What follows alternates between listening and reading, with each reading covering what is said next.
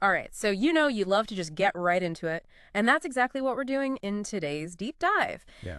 Based on the Heritage Daily report that you sent me, we're going to unpack some recent discoveries Okay. that are really, really fascinating coming out of Delbrück-Bentfeld in northwestern Germany. All right. And what makes this particularly interesting is that it suggests a significant Roman-era settlement Yeah. in a place we wouldn't typically expect to find one outside the long-established borders of the Roman Empire.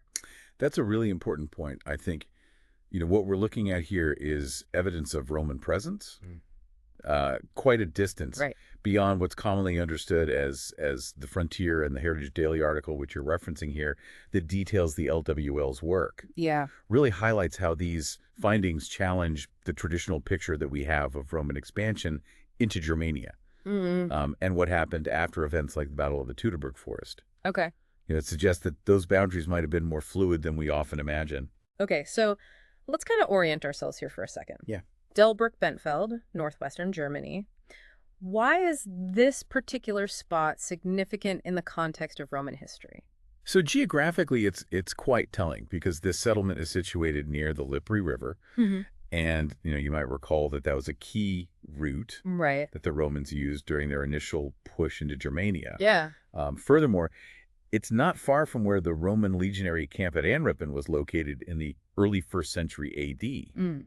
And that camp was, part of Rome's earlier attempts at expansion in this region, although it wasn't a permanent fixture. Right, so they were active in the area relatively early on. Yes. But then they didn't maintain a long-term military presence at Anrippen. Exactly. And here's where the discovery in Delbrück-Bentfeld becomes really intriguing Okay. for our understanding of, Roman presence in the region. Okay. This location is in what was known as Germania Magna, Right. the territory largely considered lost to Rome after the Teutoburg Forest in 9 AD. Right. And that major defeat led Rome to essentially pull back and solidify its frontier along the Rhine and Danube. So to find a Roman-era settlement Uh-huh.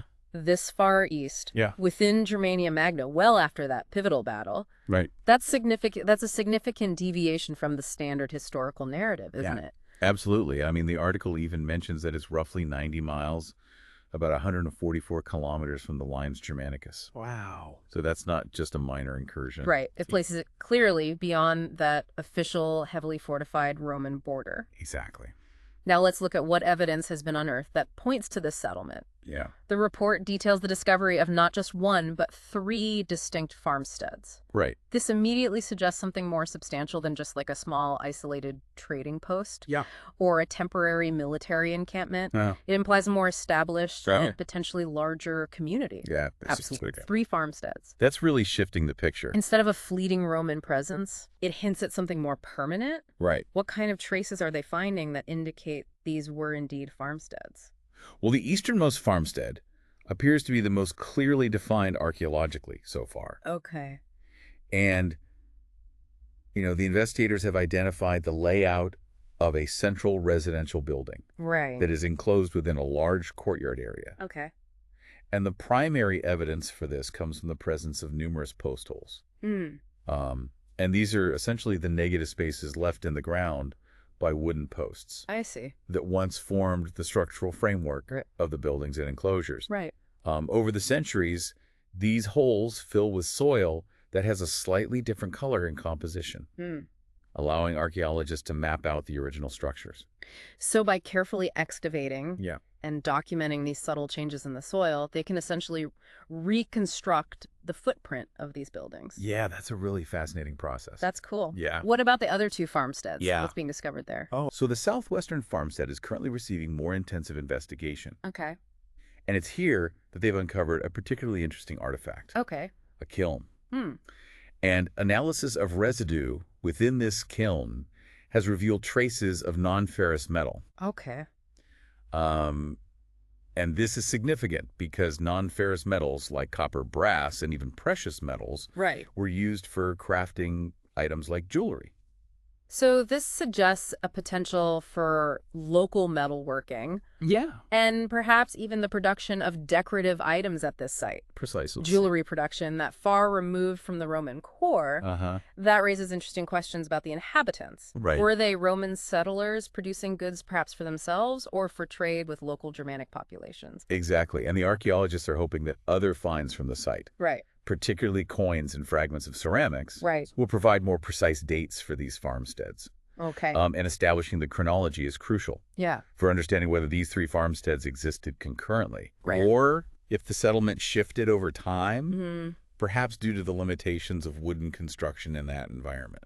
That makes sense. Yeah. Wood structures wouldn't last indefinitely, Right. so a community might need to relocate and rebuild periodically. Indeed, Dr. Sven Spion from the LW Archaeology Center specifically raises this possibility in the report. Okay.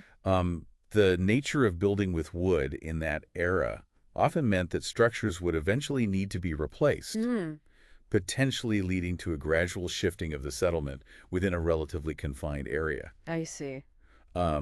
So pinpointing when each farmstead was occupied is a key goal of the ongoing research. Now, beyond the overall layout of the settlement, the Heritage Daily article also highlights some really compelling individual finds. Yep. Let's focus on those. Okay. First, this cellar-like construction Right. that was found near 2 of the farmsteads. What can you tell me about that? Well, this feature suggests a more permanent, Okay.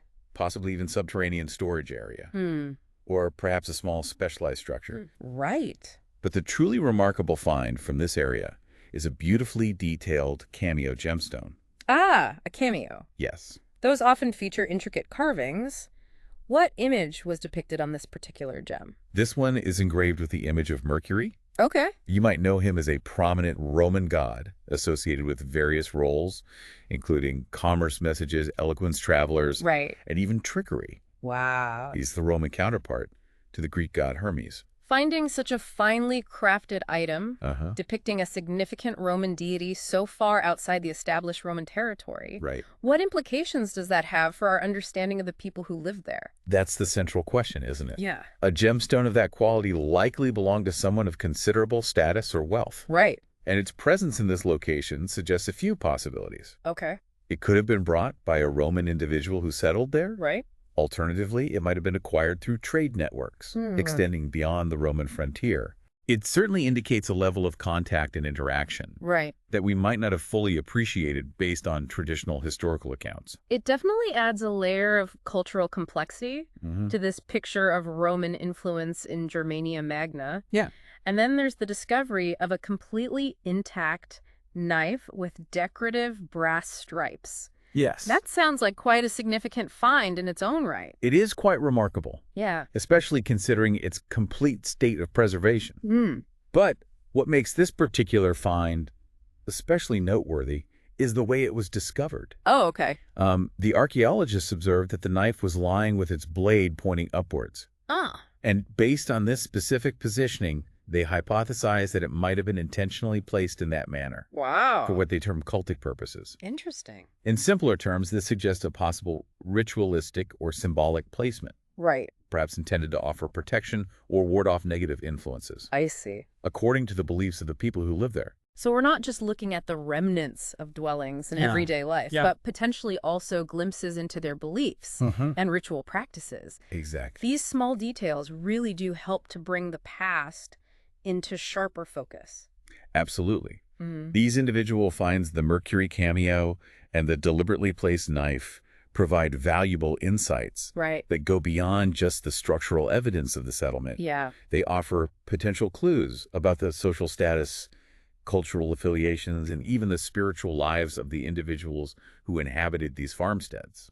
So when we consider all of this evidence together, the location, the multiple farmsteads, Right. the individual finds like the cameo and the knife. Yes. What's the overarching significance of this discovery in Delbrück-Bentfeld? What should our listener really take away from this? Well, the fundamental significance is that this discovery forces us to reevaluate our traditional understanding of the boundaries of Roman influence and the patterns of Roman settlement. You know, we tend to think of the Roman Empire as having these relatively clear and static borders. Right.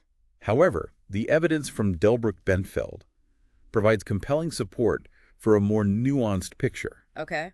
suggesting that Roman presence in the form of these agricultural settlements extended considerably further into Germania Magna than has been previously widely accepted. It's one of those moments where new archaeological evidence challenges long-held assumptions, isn't it? Yeah, it really is. It wasn't simply a case of Roman legions pushing to a certain point and then stopping. Right. There seems to have been more interaction, more permanent establishment of communities, even beyond the official military frontier.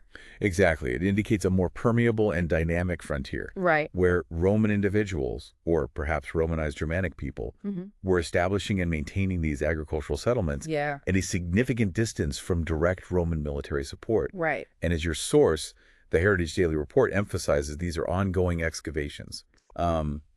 This means there's a strong likelihood that future discoveries at this site and potentially at other locations in the region could further refine and perhaps even dramatically alter our understanding of this period. It really makes you wonder about all the other potential sites out there that might still be waiting to be discovered.